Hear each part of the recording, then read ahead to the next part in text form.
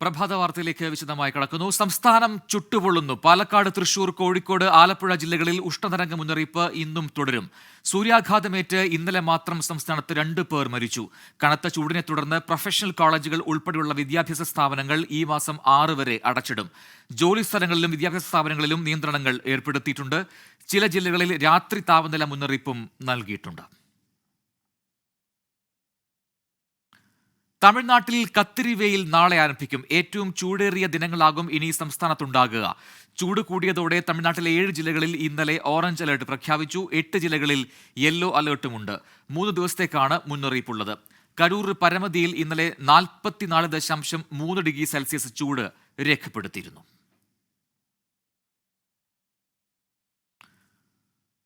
പരിഷ്കരിച്ച driving test ഇന്നും സംസ്ഥാന വ്യാപകമായി ബഹിഷ്കരിക്കാൻ തീരുമാനിച്ച് ഡ്രൈവിംഗ് സ്കൂൾ ഉടമകളും തൊഴിലാളി യൂണിയനുകളും. പ്രതിഷേധങ്ങളെ തുടർന്ന് ഇന്നലെ ഒരിടത്തും ടെസ്റ്റ് നടന്നില്ല. ഡ്രൈവിംഗ് പരിഷ്കരണം നടപ്പിലാക്കാനുള്ള ഗതാഗത മന്ത്രിയുടെ തീരുമാനത്തിനെതിരെ CIT ഉൾപ്പെടെ രംഗത്തെത്തിയിരുന്നു. കോടതി പറയാതെ പിന്നോട്ടില്ല എന്നാണ് ഗതാഗത മന്ത്രിയുടെ നിലപാട്. AV ജയശങ്കർ നൽകും തിരുവനന്തപുരത്ത് നിന്നും കൂടുതൽ വിവരങ്ങൾ.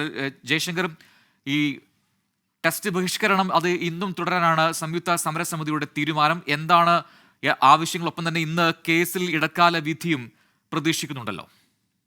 അതായത് ഡ്രൈവിംഗ് ടെസ്റ്റ് പരിഷ്കരണവുമായി ബന്ധപ്പെട്ട ഇന്നും സംസ്ഥാന വ്യാപകമായി പ്രതിഷേധം തുടരാനാണ് ഡ്രൈവിംഗ് സ്കൂൾ ഉടമകളും തൊഴിലാളി യൂണിയനുകളും ആലോചിക്കുന്നത്. ടെസ്റ്റുമായി ഒരു വിധത്തിലും സഹകരിക്കില്ല എന്ന നിലപാടിലാണ് സംഘടനകൾ ഉള്ളത്. CIT ഉൾപ്പെടെ ഇതിന് പിന്തുണയുമായി എത്തിയിട്ടുണ്ട്. ഡ്രൈവിംഗ് ടെസ്റ്റുകൾക്ക് വാഹനങ്ങൾ വിട്ടു നൽകില്ല, ഒപ്പം ടെസ്റ്റിനുള്ള സ്ഥലവും മറ്റും വിട്ടു നൽകുന്നതിലും ഇവർക്ക് വിയോജിപ്പുണ്ട്. എന്തായാലും കഴിഞ്ഞ ദിവസം വ്യാപകമായ പ്രതിഷേധമാണ് സംസ്ഥാനത്ത് ഉണ്ടായത്. ഇന്നും സമാനമായുള്ള രീതിയിലുള്ള പ്രതിഷേധങ്ങൾ ഉണ്ടാകും. എന്തായാലും നിലവിൽ ഗതാഗത വകുപ്പ് പുറപ്പെടുവിച്ചിട്ടുള്ള നിർദ്ദേശങ്ങൾ പൂർണ്ണമായും പിൻവലിക്കണം എന്നുള്ളതാണ് ഇവരുടെ ആവശ്യം. ഇത് പൂർണ്ണമായും പിൻവലിക്കാതെ തങ്ങൾ സഹകരിക്കില്ല എന്ന നിലപാട് മന്ത്രി ഉൾപ്പെടെ ഇവർ അറിയിച്ചു. എന്നാൽ സർക്കാർ നിലപാട് ഇത്തരത്തിലുള്ള നിലവിലിറക്കിയിരിക്കുന്ന മാനദണ്ഡങ്ങൾ ഒഴിവാക്കാൻ സാധിക്കില്ല എന്നതാണ്. കഴിഞ്ഞ ദിവസം ഗതാഗത മന്ത്രി പറഞ്ഞത് കോടതിയുടെ ഏതെങ്കിലും ഉത്തരവുണ്ടെങ്കിൽ ഇക്കാര്യത്തിൽ നിന്ന് പിന്മാറാം, കോടതി ഉത്തരവ് വരട്ടെ എന്നതാണ്. എന്തായാലും ഇതുമായി ബന്ധപ്പെട്ട് ഡ്രൈവിംഗ് സ്കൂൾ ഉടമകൾ നൽകിയ ഹർജി ഇന്ന് കോടതി പരിഗണിക്കുന്നുണ്ട്. ഹൈക്കോടതിയാണ് ഹർജി പരിഗണിക്കുന്നത്. ഹൈക്കോടതി വിഷയവുമായി ബന്ധപ്പെട്ട ഇന്ന് ഇടക്കാല ഉത്തരവ് പുറപ്പെടുവിച്ചേക്കും. എന്തായാലും കോടതി ഉത്തരവ് അനുസരിച്ചായിരിക്കും സംസ്ഥാനത്തെ വരും ദിവസങ്ങളിൽ ഡ്രൈവിംഗ് ടെസ്റ്റിന്റെ ഭാവി എന്നത് ഉറപ്പാണ്. എന്തായാലും ഇത് ഡ്രൈവിംഗ് ടെസ്റ്റുമായി സഹകരിക്കേണ്ട നിലപാടിലാണ് ഡ്രൈവിംഗ് സ്കൂൾ ഉടമകളും ഒപ്പം സംഘടനകളും ഉള്ളത്. AV ജയശങ്കറാണ് വിശദാംശങ്ങൾ നൽകിയത്. ഡ്രൈവിംഗ് ടെസ്റ്റ് പരിഷ്കരണവുമായി ബന്ധപ്പെട്ട് ട്രാൻസ്പോർട്ട് കമ്മീഷണറുടെ സർക്യുലറിനെതിരായ ഹർജിയിൽ ഹൈക്കോടതിയുടെ ഇടക്കാല ഉത്തരവ് ഇന്ന്. ജസ്റ്റിസ് കൗസർ എടപ്പകത്തിന്റെ ബെഞ്ചാണ് ഉത്തരവ് പുറപ്പെടുവിക്കുക. ഡ്രൈവിംഗ് സ്കൂൾ ഉടമകളും പരിശീലകരുമാണ് ഹർജിക്കാർ. ട്രാൻസ്പോർട്ട് കമ്മീഷണറുടെ സർക്യുലർ കേന്ദ്ര നിയമത്തിന് വിരുദ്ധമാണ്. കേന്ദ്ര മോട്ടോർ വാഹന ചട്ടത്തിൽ മാറ്റം വരുത്താൻ സംസ്ഥാനത്തിന് അധികാരമില്ല എന്നിവയാണ് ഹർജിക്കാരുടെ വാദങ്ങൾ. അതേസമയം കേന്ദ്ര ചട്ടത്തിലെ നിർദ്ദേശങ്ങൾ നടപ്പാക്കുകയാണ് ചെയ്തതെന്നും പുതിയ സർക്യുലർ നിയമപരമാണെന്നുമാണ് സർക്കാരിന്റെ വാദം.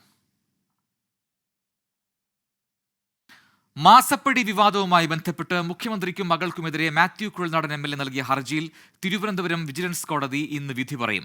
കോടതി ആവശ്യപ്പെട്ട പ്രകാരം മാത്യു കുഴൽനാടൻ രേഖകൾ ഹാജരാക്കിയിരുന്നു. എന്നാൽ സർക്കാരിന്റെ നയപരമായ തീരുമാനങ്ങൾ കോടതിക്ക് തെളിവായി സ്വീകരിക്കാൻ കഴിയില്ല എന്നായിരുന്നു വിജിലൻസിന്റെ വാദം. റവന്യൂ രേഖകൾ ഉൾപ്പെടെ വിജിലൻസും കോടതിയിൽ ഹാജരാക്കിയിരുന്നു. മുഖ്യമന്ത്രിയും മകളും ഉൾപ്പെടെ 7 പേരാണ് എതിർകക്ഷികൾ. കേസിൽ വിജിലൻസ് അന്വേഷണം വേണമെന്നായിരുന്നു മാത്യു കുഴൽനാടൻ ആദ്യം ആവശ്യപ്പെട്ടിരുന്നത്. പിന്നീട് കോടതിയുടെ മേൽനോട്ടത്തിൽ അന്വേഷണം വേണമെന്ന ആവശ്യം ഉന്നയിക്കുകയായിരുന്നു. ഇനി ലോക്സഭാ തെരഞ്ഞെടുപ്പ് വാർത്തകൾ.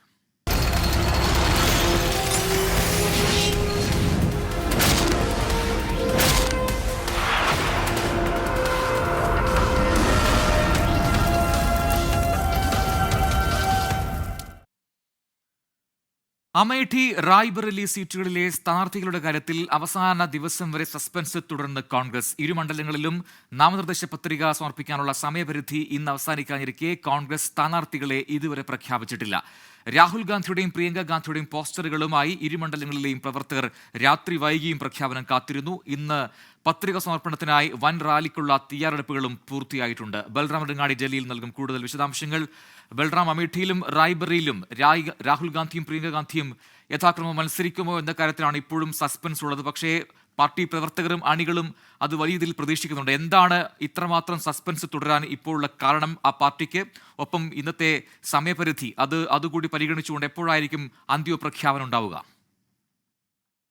പ്രജിൻ, ഇന്ന് രാവിലെ തന്നെ അമേഠി റായ്ബറേലി സീറ്റുകളിലെ സ്ഥാനാർത്ഥികളെ കോൺഗ്രസ് പ്രഖ്യാപിക്കും എന്നാണ് പ്രതീക്ഷിക്കുന്നത്. കാരണം ഈ നാമനിർദ്ദേശ പത്രിക സമർപ്പിക്കാനുള്ള സമയപരിധി ഇന്ന് വൈകിട്ടോടെ അവസാനിക്കും. അതേസമയം അമേഠി റായ്ബറേലി സീറ്റുകളിൽ രാഹുൽ ഗാന്ധിയും പ്രിയങ്ക ഗാന്ധിയും മത്സരിക്കണമെന്ന ആവശ്യം ഉത്തർപ്രദേശ് കോൺഗ്രസ് നേതാക്കൾ ഉന്നയിച്ചിരുന്നെങ്കിൽ പോലും പ്രിയങ്ക ഗാന്ധി മത്സരിക്കാൻ തയ്യാറല്ല എന്നാണ് നിലവിൽ നേതൃത്വത്തെ അറിയിച്ചിരിക്കുന്നത്. അതിന് കാരണമായി പ്രിയങ്ക ചൂണ്ടിക്കാണിക്കുന്നത് രാഹുൽ ഗാന്ധിയും പ്രിയങ്ക ഗാന്ധിയും സോണിയാഗാന്ധി നിലവിൽ രാജ്യസഭാംഗമാണ്. 3 പേരും പാർലമെന്റിൽ എത്തുകയാണെങ്കിൽ കുടുംബ രാഷ്ട്രീയം എന്ന BJPയുടെ ആരോപണത്തിന് അത് ശക്തി പകരുമെന്നും അതുകൊണ്ട് തന്നെ പ്രിയങ്ക ഇത്തവണ മത്സരിക്കുന്നില്ല, പ്രചാരണത്തിലും മാത്രമേ സജീവമായി പങ്കെടുക്കുന്നുള്ളൂ എന്നുമുള്ള നിലപാടാണ്. അതിൽ ഉറച്ചു നിൽക്കുകയാണ് പ്രിയങ്ക ഗാന്ധി. കഴിഞ്ഞ ദിവസം കർണാടകയിലെ പ്രചാരണത്തിലായിരുന്നു രാഹുൽ ഗാന്ധിയും മല്ലികാർജുൻ ഖാർഗെയും. ഇരുവരും ഈ സ്ഥാനാർത്ഥിത്വവുമായി ബന്ധപ്പെട്ട ചർച്ചകൾ നടത്തി എന്നാണ് അറിയാൻ കഴിയുന്നത്. ഈ ചർച്ചകളിൽ എന്തായാലും രാഹുൽ മത്സരിക്കാൻ പ്രവർത്തകരും നേതൃത്വവും ആവശ്യപ്പെട്ടാൽ താൻ തയ്യാറാണ് എന്ന് വ്യക്തമാക്കിയിട്ടുണ്ട്. അമേഠി റായ്ബറേലി എന്നീ 2 സീറ്റുകളിലും രാഹുലിന്റെ പേര് നിലവിൽ നേതൃത്വം പരിഗണിക്കുന്നുണ്ട്. ഈ കൂടുതൽ ജയസാധ്യത ഉൾപ്പെടെ പരിഗണിച്ചുകൊണ്ട് റായ്ബറേലിയിൽ രാഹുൽ മത്സരിക്കാനുള്ള ഒരു തീരുമാനമാണ് നിലവിൽ എടുത്തിരിക്കുന്നത്. എന്നാൽ രാഹുൽ ഗാന്ധിയെ സംബന്ധിച്ചിടത്തോളം നിലവിൽ ഈ പ്രഖ്യാപനം വൈകുന്നതിന്റെ കാരണമായി നേതൃത്വം മായി ബന്ധപ്പെട്ട കേന്ദ്രങ്ങൾ അറിയിക്കുന്നത് ഒരു ആശയക്കുഴപ്പമാണ്. അതായത് 2 ഇടങ്ങളിൽ മത്സരിച്ച് 2 ഇടങ്ങളിലും ജയിക്കുകയാണെങ്കിൽ നിലവിൽ വയനാട് ഉപേക്ഷിക്കുമോ അല്ലെങ്കിൽ റായ്ബറേലിയോ അമേഠിയോ ഉപേക്ഷിക്കേണ്ടി വരുന്ന ഒരു സാഹചര്യം ഉണ്ടാകും. ഒന്ന് നെഹ്റു കുടുംബത്തിന്റെ പരമ്പരാഗത മണ്ഡലം അത് വിജയിച്ച ശേഷം ഉപേക്ഷിക്കുന്നത് രാഷ്ട്രീയമായി തിരിച്ചടി ഉണ്ടാക്കുമോ അല്ലെങ്കിൽ അതിന്റെ മറ്റ് വൈകാരികമായ പ്രശ്നങ്ങൾ അദ്ദേഹം ചൂണ്ടിക്കാണിച്ചു. ഒപ്പം തന്നെ 2019 തന്നെ കൈവിടാതെ കാത്ത വയനാടിനോടുള്ള അദ്ദേഹത്തിന്റെ ആത്മബന്ധം, ഇക്കാര്യവും അദ്ദേഹം ആശങ്ക പങ്കുവച്ചിട്ടുണ്ട്. അതുകൊണ്ട് തന്നെ അമേഠി ഒഴിവാക്കി റായ്ബറേലിയിൽ മത്സരിക്കുകയാണെങ്കിൽ അത് തന്റെ മാതാവിന്റെ മണ്ഡലം എന്ന വൈകാരിക അടുപ്പമുണ്ട്. അതുകൊണ്ട് തന്നെ ഹിന്ദി ഹൃദയഭൂമിയിലെ ആ മണ്ഡലം നിലനിർത്താം എന്ന ഒരു ആശയം നേതൃത്വത്തിലെ ചിലർ രാഹുൽ ഗാന്ധിയെ അറിയിച്ചു എന്നാണ് വിവരം. എന്നാൽ ഇക്കാര്യത്തിൽ രാഹുൽ ഇതുവരെയും അന്തിമ തീരുമാനം എടുത്തിട്ടില്ല. ഉടൻ തന്നെ അത് എടുക്കേണ്ട സാഹചര്യം നിലവിൽ കോൺഗ്രസിനുണ്ട്. ഇന്നലെ രാത്രി വൈകിയും 2 മണ്ഡലങ്ങളിലെയും പ്രവർത്തകർ ഈ തീരുമാനം കാത്ത് ഇരുന്നിരുന്നു. വലിയ റോഡ് ഷോയ്ക്കുള്ള തയ്യാറെടുപ്പുകൾ, ഏതാണ്ട് 100-ലേറെ ബൈക്കുകളും മറ്റു വാഹനങ്ങളും ഉൾപ്പെടെ പങ്കെടുക്കുന്ന റോഡ് ഷോയ്ക്കുള്ള തയ്യാറെടുപ്പുകൾ ഉൾപ്പെടെ അമേഠിയിൽ പൂർത്തിയായിട്ടുണ്ട്. ഈ പ്രഖ്യാപനം മാത്രം കാത്തു നിൽക്കുകയാണ് 2 മണ്ഡലങ്ങളിലെയും പ്രവർത്തകർ. പ്രജിത്, ബൽറാം നെടുങ്ങാടിയാണ് വിശദാംശങ്ങൾ നൽകിയത്. ലോക്സഭാ തെരഞ്ഞെടുപ്പിൽ സംസ്ഥാനത്ത് നേട്ടമുണ്ടാക്കുമെന്ന പ്രതീക്ഷയിൽ മുന്നണികൾ. ബൂത്ത് തലങ്ങളിൽ ഉൾപ്പെടെ ശേഖരിച്ച വിലയിരുത്തലുകളുടെ അടിസ്ഥാനത്തിൽ CPIയും സംസ്ഥാന സെക്രട്ടേറിയറ്റും CPI സംസ്ഥാന എക്സിക്യൂട്ടീവും ചേർന്നു. 12 സീറ്റ് വരെ ലഭിക്കുമെന്ന പ്രതീക്ഷയിലാണ് ഇടതുമുന്നണി. CPIM 12 സീറ്റിൽ ജയിക്കുമെന്ന് ഉറപ്പിക്കുമ്പോൾ CPI 12 സീറ്റിൽ ജയസാധ്യത എന്നാണ് പറയുന്നത്. ജയസാധ്യത വിലയിരുത്താനായി KPCC നേതൃയോഗം നാളെ ചേരും. 20 സീറ്റും നേടുമെന്നായിരുന്നു UDFന്റെ അവകാശവാദം. തെരഞ്ഞെടുപ്പിന് ശേഷവും ഈ അവകാശവാദം ഉന്നയിച്ചെങ്കിലും 15 സീറ്റിലാണ് UDFന്റെ പ്രതീക്ഷ. NDA 2 സീറ്റിലും ജയസാധ്യത കണക്കുകൂട്ടുന്നു. വടകരയിൽ UDF വർഗീയ ധ്രുവീകരണം നടത്തുന്നുവെന്നാരോപിച്ച് DYFI ഇന്ന് യൂത്ത് അലേർട്ട് സംഘടിപ്പിക്കും. വൈകിട്ട് വടകര പുതിയ ബസ് സ്റ്റാൻഡിൽ നടക്കുന്ന പ്രതിഷേധ പരിപാടി DYFI അഖിലേന്ത്യാ പ്രസിഡന്റ് AA റഹീം ഉദ്ഘാടനം ചെയ്യും. വടകര വർഗീയതയെ അതിജീവിക്കുമെന്ന മുദ്രാവാക്യവുമായാണ് പരിപാടി. കോട്ടപ്പറമ്പിൽ നിന്ന് ബൈക്ക് റാലിയോടെ ആരംഭിക്കുന്ന യൂത്ത് അലേർട്ട് പുതിയ ബസ് സ്റ്റാൻഡിൽ പൊതുസമ്മേളനത്തോടെ അവസാനിക്കും. KSRTC ബസ് ഡ്രൈവറുമായി ഉണ്ടായ തർക്കത്തിന്റെ പേരിൽ സൈബർ ആക്രമണം നടത്തുന്നവർക്കെതിരെ നിയമ നടപടി സ്വീകരിക്കുമെന്ന് സച്ചിൻ ദേവ് MLA. അധിക്ഷേപ പരാമർശങ്ങൾ നടത്തിയ പ്രൊഫൈലുകൾ പരിശോധിച്ച് പോലീസിൽ പരാതി കൊടുത്തെന്ന് MLA ഫേസ്ബുക്കിൽ കുറിച്ചു. AV ജയശങ്കർ നൽകും തിരുവനന്തപുരത്ത് നിന്ന് കൂടുതൽ വിശദാംശങ്ങൾ. ജയശങ്കർ, അപകീർത്തി പരാമർശങ്ങൾ ഉണ്ടായാൽ അത് നിയമപരമായി നേരിടുമെന്ന പോസ്റ്റാണ് ഇപ്പോൾ സച്ചിൻ ദേവ് MLA പോസ്റ്റ് ചെയ്തിരിക്കുന്നത്. എന്താണ് അതിന്റെ ഉള്ളടക്കം? അതായത് ഈ അപകീർത്തി പരാമർശങ്ങളോട് അല്ലെങ്കിൽ നവമാധ്യമങ്ങളിലെ അക്രമങ്ങളെ നിയമപരമായി നേരിടുമെന്നാണ് സച്ചിൻ ദേവ് പറയുന്നത്. ഇതിനെതിരെ ഗൗരവപൂർണമായ നിയമ നടപടികൾ സ്വീകരിക്കും. ഇതിനോടകം തന്നെ പോലീസുമായി ബന്ധപ്പെട്ട് പരാതികൾ നൽകിയിട്ടുണ്ട്. അപകീർത്തി പരാമർശങ്ങൾ നടത്തിയ പ്രൊഫൈൽ ഉൾപ്പെടെ ചേർത്തുകൊണ്ടാണ് പരാതി നൽകിയിരിക്കുന്നതെന്ന് സച്ചിൻ ദേവ് പറയുന്നു. ഇതിനോടകം തന്നെ പോലീസ് ഇതുമായി ബന്ധപ്പെട്ട് എടുത്ത കേസുകളുടെ വിശദാംശങ്ങളും സച്ചിൻ ദേവിന്റെ ഫേസ്ബുക്ക് കുറിപ്പിലുണ്ട്. എന്തായാലും ഇതുമായി ബന്ധപ്പെട്ട സൈബർ ആക്രമണവുമായി ബന്ധപ്പെട്ട കഴിഞ്ഞ ദിവസം മ്യൂസിയം പോലീസ് ഉൾപ്പെടെ വലിയ തോതിൽ കേസെടുത്തിരുന്നു. മേയറുടെ പരാതിയിലായിരുന്നു ഈ കേസ്. എന്തായാലും വരും മണിക്കൂറുകളിലും സമാനമായുള്ള കൂടുതൽ കേസുകൾ എടുക്കാനുള്ള സാധ്യതയുണ്ട്. ഒരു സമാനതകളില്ലാത്ത വലിയ സൈബർ ആക്രമണമാണ് ഈ തർക്കത്തിന് ശേഷം മേയറും സച്ചിൻ ദേവും നേരിട്ടത്. എന്തായാലും ഇതുമായി ബന്ധപ്പെട്ട നിയമ നടപടികൾ തുടരുമെന്നാണ് സച്ചിൻ ദേവ് ഇപ്പോൾ ഫേസ്ബുക്ക് കുറിപ്പിലൂടെ വ്യക്തമാക്കുന്നത്. ശരി, എ വി ജയശങ്കറാണ് വിവരങ്ങൾ നൽകിയത്. കോട്ടയം വാകത്താനത്ത് അസം സ്വദേശിയെ കോൺക്രീറ്റ് മിക്സറിലിട്ട് കൊലപ്പെടുത്തിയ കേസിൽ പ്രതിയെ പോലീസ് കസ്റ്റഡിയിൽ വാങ്ങി ചോദ്യം ചെയ്യും. കൊലപാതക കാരണത്തിൽ വ്യക്തത വരുത്താൻ വേണ്ടിയാണ് ചോദ്യം ചെയ്യൽ. കോൺക്രീറ്റ് കമ്പനിയിലെ പ്ലാന്റ് ഓപ്പറേറ്ററായ തമിഴ്നാട് സ്വദേശി പാണ്ഡിതുരയാണ് ഇതേ കമ്പനിയിലെ ഹെൽപ്പർ ലേമാൻ ക്രിസ്കിനെ ക്രൂരമായി കൊലപ്പെടുത്തിയത്. അശ്വിൻ പാലാഴി നൽകും കോട്ടയത്ത് നിന്നും വിശദാംശങ്ങൾ. അശ്വിൻ, കഴിഞ്ഞ മാസം 26 നടന്ന ഒരു കൊലപാതകമാണ്. അതിന്റെ വിവരങ്ങൾ പുറത്തു വന്നുകൊണ്ടിരിക്കുന്നു. അപ്പോൾ എന്താണ് ഈ കൊലയ്ക്ക് പിന്നിലെ യഥാർത്ഥ കാരണം എന്ന് ഇതിനോടൊക്കെ എന്തെങ്കിലും സൂചനകൾ ലഭിച്ചിട്ടുണ്ടോ?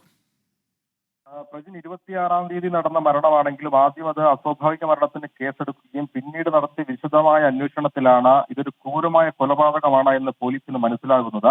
പിന്നീടാണ് കഴിഞ്ഞ ദിവസം ഇന്നലെ ഇതിന്റെ ചുരുളഴിയുന്നത്. കൃത്യമായി പറഞ്ഞാൽ 26-ാം തീയതി ഈ പാണ്ഡിതുരെ, തമിഴ്നാട് സ്വദേശിയെ പാണ്ഡിതുരെ ഈ സഹപ്രവർത്തകനായിരുന്ന ലേമാൻ കൗസിക്കിനെ കോൺക്രീറ്റ് മിക്സിംഗ് യന്ത്രത്തിനുള്ളിലിട്ട് കൊലപ്പെടുത്തിയ ശേഷം സമീപത്തെ വേസ്റ്റ് കുഴിയിൽ തള്ളുകയായിരുന്നു. അത് JCB ഓപ്പറേറ്റർ കൂടിയായ ഈ പാണ്ഡിതുരെ JCBയിൽ എടുത്തുകൊണ്ടുവന്ന വേസ്റ്റ് കുഴിയിൽ തള്ളുകയും അതിന് മുകളിലേക്ക് വീണ്ടും വേസ്റ്റ് ഇടുകയുമാണ് ചെയ്തത്. പിന്നീട് 2 ദിവസത്തിന് ശേഷം ഈ മരണപ്പെട്ടയാളുടെ കൈ വേസ്റ്റിന് മുകളിലേക്ക് ഉയർന്നു വന്നതോടുകൂടിയാണ് ഒരു മരണം നടന്നു എന്നുള്ള കാര്യം അറിയുന്നത്. പിന്നീട് ഇയാളെ കസ്റ്റഡിയിലെടുക്കുകയും ചെയ്തിരുന്നു. വിശദമായി നടത്തിയ ചോദ്യം ചെയ്യലിലാണ് ഇങ്ങനെ ഒരു കൊലപാതകം താൻ നടത്തി എന്നുള്ള കാര്യം പോലീസിനോട് പറയുന്നത്.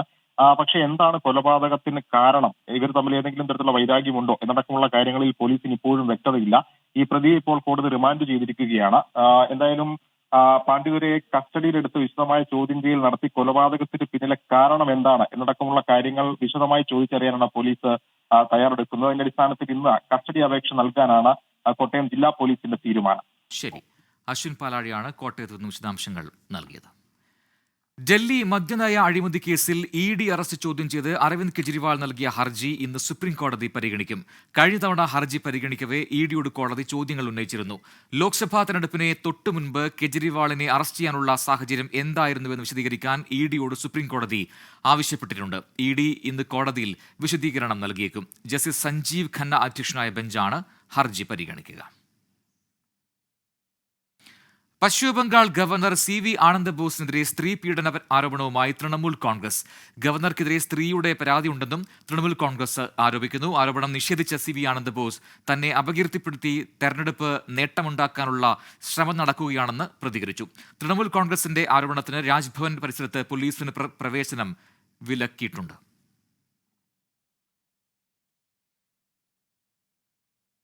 ജസ്ന തിരോധാന കേസിലെ തുടരന്വേഷണ ഹർജി തിരുവനന്തപുരം CJM കോടതി ഇന്ന് വീണ്ടും പരിഗണിക്കും. തുടരന്വേഷണത്തിന് തയ്യാറെന്ന് കഴിഞ്ഞ തവണ ഹർജി പരിഗണിച്ചപ്പോൾ CBI കോടതി അറിയിച്ചിരുന്നു. ജസ്നയുടെ പിതാവ് ഉന്നയിക്കുന്ന കാര്യങ്ങൾ അന്വേഷിക്കാമെന്നും രേഖകളും തെളിവുകളും കോടതിയിൽ മുദ്രവെച്ച കവറിൽ നൽകണമെന്നുമായിരുന്നു CBIയുടെ നിലപാട്. കോടതി നിർദ്ദേശത്തിന്റെ അടിസ്ഥാനത്തിൽ ജസ്നയുടെ പിതാവ് ഈ വിവരങ്ങൾ കൈമാറിയേക്കും. ജസ്ന ജീവിച്ചിരിപ്പില്ലെന്നും അജ്ഞാത സുഹൃത്തിനെക്കുറിച്ചുള്ള വിവരങ്ങൾ രഹസ്യമായി കൈമാറാമെന്നുമായിരുന്നു ജസ്നയുടെ പിതാവിന്റെ നിലപാട്. Welcome back. പ്രഭാത വാർത്ത തുടരുന്നു. അടുത്ത റിപ്പോർട്ടിലേക്ക്. കോൺഗ്രസ് നിയന്ത്രണത്തിലുള്ള പെരുമ്പഴുതൂർ സഹകരണ ബാങ്കിൽ നിക്ഷേപിച്ച തുക തിരിച്ചു കിട്ടാതെ ഗൃഹനാഥൻ ജീവനൊടുക്കിയതിൽ സഹകരണ മന്ത്രി VN വാസവൻ റിപ്പോർട്ട് തേടി. സഹകരണ രജിസ്ട്രാറോടാണ് റിപ്പോർട്ട് തേടിയത്. മരിച്ച സോമസാഗരത്തിന്റെ പണം ബാങ്ക് അധികൃതർ ഇന്ന് കുടുംബത്തിന് കൈമാറും. അജീഷ് ജയകുമാർ നൽകും തിരുവനന്തപുരത്തും കൂടുതൽ വിശദാംശങ്ങൾ. അജീഷ്, വിവരങ്ങൾ. പ്രജിൻ, ഇന്നലെ ഈ ബാങ്കിന്റെ ഭരണസമിതി യോഗം ചേർന്നിരുന്നു. ആ യോഗം ചേർന്ന സമയത്താണ് ഈ മരിച്ച സോമസാഗരത്തിന്റെ കുടുംബത്തിന് അവർ നിക്ഷേപിച്ച 5.39 ലക്ഷം രൂപ ഇന്ന് അവരുടെ ഈ ബ്രാഞ്ചിലുള്ള അക്കൗണ്ടിൽ ഇട്ട് നൽകാൻ തീരുമാനമായത്. എന്തായാലും ആ ഒരു പണത്തിന് വേണ്ടിയിട്ടാണ് സോമസാഗരം കഴിഞ്ഞ 6 മാസമായി ഈ ബാങ്കിൽ കയറി ഇറങ്ങി അപേക്ഷിച്ചത്. പക്ഷേ അദ്ദേഹം ജീവിച്ചിരുന്നപ്പോൾ ആ പണം അദ്ദേഹത്തിന് കിട്ടിയില്ല. അദ്ദേഹത്തിന്റെ മരണശേഷം മാത്രമാണ് ആ പണം ഇപ്പോൾ ബാങ്ക് കൊടുക്കാൻ തയ്യാറാകുന്നത്. ഇത്തരത്തിൽ നിരവധി പേർ അവിടെ ഈ നിക്ഷേപ തുക തിരികെ കിട്ടണമെന്നാവശ്യപ്പെട്ട് വീണ്ടും ഇന്നും ബാങ്കിനെ സമീപിച്ചിട്ടുണ്ട്. എന്തായാലും ഈ ബാങ്കിന്റെ ഈ സാമ്പത്തിക പ്രതിസന്ധിയെക്കുറിച്ച് അവിടെ എന്തെങ്കിലും ക്രമക്കേട് നടന്നിട്ടുണ്ടോ എന്നതിനടക്കം ഉള്ള കാര്യങ്ങളെക്കുറിച്ച് അന്വേഷിച്ച് റിപ്പോർട്ട് നൽകാൻ സഹകരണ വകുപ്പ് മന്ത്രി ഇന്ന് സഹകരണ വകുപ്പ് രജിസ്ട്രാറോട് നിർദ്ദേശം നൽകിയിട്ടുണ്ട്. എന്തായാലും സഹകരണ രജിസ്ട്രാർ നേരിട്ടായിരിക്കില്ല അന്വേഷിക്കുന്നത്. നെയ്യാറ്റിൻകര ജോയിന്റ് രജിസ്ട്രാർ ആയിരിക്കും ഈ വിഷയം അന്വേഷിക്കുക. അദ്ദേഹത്തിന്റെ കീഴിലാണ് ഈ ബാങ്കും പെരുമ്പഴുതൂർ ബാങ്ക് വരുന്നത്. അദ്ദേഹം അന്വേഷിച്ച ശേഷം സഹകരണ രജിസ്ട്രാർക്ക് റിപ്പോർട്ട് നൽകും. പിന്നെ ആയിരിക്കും മന്ത്രിയുടെ പ്രതികരണമടക്കം ഇക്കാര്യത്തിൽ ഉണ്ടാവുക. ശരി, അജീഷ് ജയകുമാറാണ് വിവരങ്ങൾ നൽകിയത്. ഇനി കായിക വാർത്തകളിലേക്കാണ്. IPL-ൽ രാജസ്ഥാൻ റോയൽസിന് രണ്ടാം തോൽവി. സൺറൈസേഴ്സ് ഹൈദരാബാദിനോട് 1 റണ്ണിന് പരാജയപ്പെട്ടു. 201 റൺസ് വിജയലക്ഷ്യത്തിലേക്ക് ബാറ്റ് ചെയ്തിയ രാജസ്ഥാന്റെ ഇന്നിംഗ്സ് 7 വിക്കറ്റ് നഷ്ടത്തിൽ 200 റൺസിൽ അവസാനിക്കുകയായിരുന്നു. 77 റൺസ് എടുത്ത റിയാൻ പരാഗാണ് ടോപ്പ് സ്കോറർ. യുവതാരം യശസ്വി ജയ്സ്വാൾ 67 റൺസ് എടുത്തു. സഞ്ജു സാംസണും ജോസ് ബട്ട്ലറും റൺസ് എടുക്കാതെ പുറത്തായി. 3 വിക്കറ്റ് എടുത്ത ഭുവനേശ്വർ കുമാറാണ് കളിയിലെ താരം. നേരത്തെ ടോസ് നേടി ബാറ്റിംഗിനിറങ്ങിയ ഹൈദരാബാദ് നിതീഷ് കുമാറിന്റെയും ട്രാവിസ് ഹെഡിന്റെയും ഇന്നിംഗ്സിലൂടെയാണ് 201 റൺസ് എടുത്തത്. നിതീഷ് 76 റൺസും ഹെഡ് 58 റൺസും എടുത്തു. മറ്റൊരു റിപ്പോർട്ടിലേക്ക്. കയറി കിടക്കാനുള്ള വീട് തകർന്നതോടെ കൈക്കുഞ്ഞുങ്ങൾ അടക്കമുള്ളവരെയും കൊണ്ട് പുറത്തു കഴിയുകയാണ് പത്തനംതിട്ട ലാഹ മഞ്ഞത്തോട്ടിലെ ആദിവാസി കുടുംബം. മഞ്ഞത്തോട് ആദിവാസി ഊരിലെ തങ്കയുടെ കുടുംബത്തിനാണ് ഈ ദുരവസ്ഥ. വന്യമൃഗങ്ങളുടെ നിരന്തര ശല്യമുള്ള ഇവിടെ ജീവൻ പണയം വെച്ചാണ് ഈ കുടുംബം കഴിയുന്നത്. 24 എക്സ്ക്ലൂസീവ്.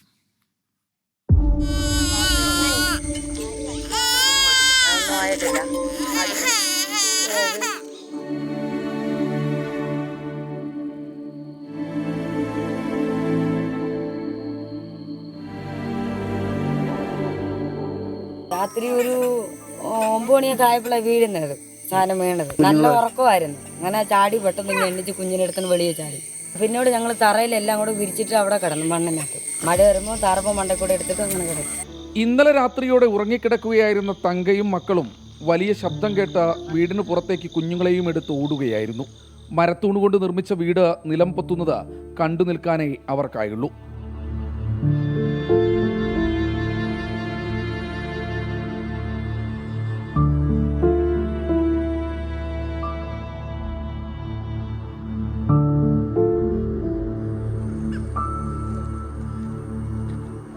പരിക്കൊന്നും പറ്റിയില്ല. അത് കിട്ടണം, എന്ത് ചെയ്യാനാ, ഈ തറല കിടക്കാം. അത് വാർത്താ കിടക്കാം, വാർത്തില്ല, കല്ല് മാത്രം വെച്ചുള്ളൂ. 2 പെൺമക്കളും അവരുടെ കുഞ്ഞുങ്ങളും അടക്കം 7 പേർ ഈ വീട്ടിലാണ് കഴിഞ്ഞിരുന്നത്. ട്രൈബൽ പ്രൊമോട്ടർ അടക്കമുള്ളവർ എത്തിയെങ്കിലും കുടുംബത്തെ മാറ്റിപ്പാർപ്പിക്കാനുള്ള നടപടിയെടുത്തില്ല. ആനയും പുലിയൊക്കെ വരുന്നുണ്ട്. ഇന്നലെ ആണ്ട് അവിടെ ഒരെണ്ണം വന്നായിരുന്നു, ഞങ്ങൾ വരട്ടി ഓടിച്ചെടുത്തോട്ട്. ചൂടും മഴയും ഏൽക്കാതെ കയറി നിൽക്കാൻ പോലും ഇവർക്ക് മറ്റു മാർഗങ്ങളില്ല. കാട്ടാനകളടക്കമുള്ള വന്യമൃഗങ്ങളുടെ ശല്യം ഏറെയുള്ള മേഖലയിൽ നിന്ന് ഈ കുടുംബത്തെ താൽക്കാലികമായെങ്കിലും മാറ്റിപ്പാർപ്പിക്കാൻ ജില്ലാ ഭരണകൂടവും നടപടിയെടുത്തിട്ടില്ല.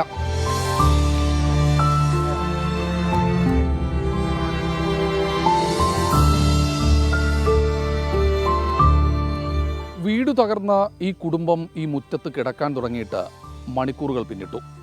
ഒരു രാത്രി കഴിഞ്ഞിട്ടും അധികാരികൾ വന്ന് ഫോട്ടോ എടുത്ത് പോയതല്ലാതെ മറ്റ് യാതൊരു നടപടികളിലേക്കും കടന്നിട്ടില്ല. പിഞ്ചു കുഞ്ഞുങ്ങളടക്കം ഇന്നു രാത്രിയും വന്യമൃഗങ്ങളെ ഭയന്ന് ഇവിടെ തന്നെയാണ് കിടക്കേണ്ടത്. സഞ്ജയ് ഇക്ബാലിനൊപ്പം ശ്രീകുമാരൻ, 24 പത്തനംതിട്ട. വനിതകൾ നയിക്കുന്ന ജീവകാരുണ്യ സംഘടനയായ അപൂർവ ചാരിറ്റബിൾ സൊസൈറ്റിയുടെ ആഭിമുഖ്യത്തിൽ നടത്തിയ സമൂഹ വിവാഹം ശ്രദ്ധേയമായി. ആലപ്പുഴ വണ്ടാനം സ്വദേശി അൻസിലയും തിരുവനന്തപുരം കായിക്കര സ്വദേശി ശ്രുതിയും പുതിയ ജീവിതത്തിലേക്ക് പ്രവേശിച്ചു. തിരുവനന്തപുരം ചിറയിൻകീഴ് സ്വദേശി ശ്രീജിത്ത് ശ്രുതിയെ താലി ചാർത്തിയപ്പോൾ കരുനാഗപ്പള്ളി സ്വദേശി അജിം ഷാ അൻസിലയ്ക്ക് മഹർ കൈമാറി.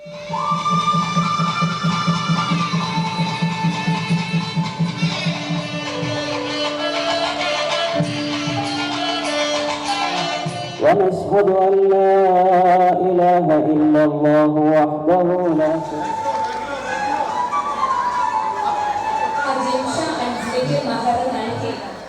ശബരിമല മുൻ മേൽശാന്തി ശങ്കരൻ നമ്പൂതിരിയുടെ സാന്നിധ്യത്തിൽ പാണാവള്ളി ക്ഷേത്ര തന്ത്രി ജയൻ പാണാവള്ളിയും ആലപ്പുഴ കിഴക്കേ ജമാഅത്ത് മസ്താൻ പള്ളി ചീഫ് ഇമാം സയ്യിദ് അഹമ്മദുൽ അമീൻ വാഖവി അൽ അസഹരി എന്നിവർ വിവാഹ ചടങ്ങുകൾക്ക് നേതൃത്വം നൽകി. ഒരു പറ്റം സ്ത്രീകളുടെ കൂട്ടായ്മ ഒരു മഹത്തരമായ കർമ്മമാണ് ഇന്ന് നിർവഹിച്ചിരിക്കുന്നത്. അവർ ചെയ്ത ഈ സൽക്കർമ്മത്തിന് തീർച്ചയായും ദൈവത്തിൻ്റെ അനുഗ്രഹമുണ്ടാകും. MLA എച്ച് സലാം, നഗരസഭാ അധ്യക്ഷ KK ജയമ്മ, ഉപാധ്യക്ഷൻ PSM Hussain, Apoorva charitable society രക്ഷാധികാരികളായ doctor Mariya Oommen, Kamal M Makkiyil, president doctor Shamina Saleem, secretary Haseena Naushad, വധൂവരന്മാരുടെ കുടുംബാംഗങ്ങൾ തുടങ്ങി നിരവധി പേർ ചടങ്ങിൽ പങ്കെടുത്തു. 24 ആലപ്പുഴ.